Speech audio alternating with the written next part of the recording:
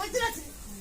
ఆ మధ్యలో వచ్చి ఒక సాడు నిద్రపోడు గర గర గర తిరుగుతాడు.